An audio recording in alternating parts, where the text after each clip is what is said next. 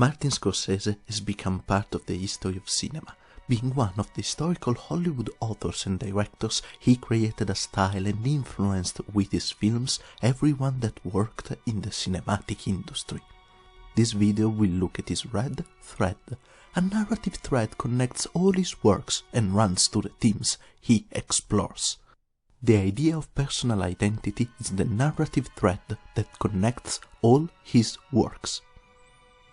In every single movie of Scorsese, the theme of identity is what pushes the plot forward.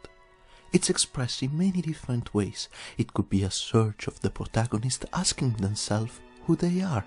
It could be for an aspiration to become something more. It could be a play with the story and the audience switching who the characters are midway or at the end of a story. It could be an affirmation in front of the world to determine who the protagonist is and wants to become.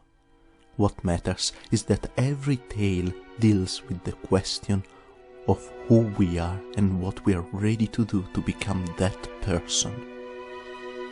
There are many examples, from Goodfellas searching for affirmation to Shutter Island, complete twist of the protagonist believes in reality, to Taxi Driver searching for a purpose. The best example will be The Departed, where every single character pretends to be someone they are not. The two protagonists, William Billy Costigan Jr., a cop who's undercover pretending to be a criminal, and Colin Sullivan, a criminal who pretends to be an honest cop, constantly search who they are and fight to understand the line between who they identify themselves as. They live a life continually under pressure, which gets to them and to the way they behave. Through identity, Scorsese also explores the concept of power. In his movies, a character has power, or searches for it, gaining it along the way. Scorsese intends power as decide the fate of other people and to do what you want without any restraint. It takes many different shapes and forms, from a gun, the power to decide who lives and who dies, to the control of an entire criminal organization, to an obscene amount of money that allows the character to do what they like, to fear and political views. Power is seen as the high peak. Once you have it, you are in control, and you have to defend your position with everything you got. The best example is Gangs of New York, where the character of William Billy the Butcher Cutting has absolute control over the streets. So much so that even politicians seek his support. The way he keeps himself in a position of power is through violence and fear. Like in real life, they are used as tools of power.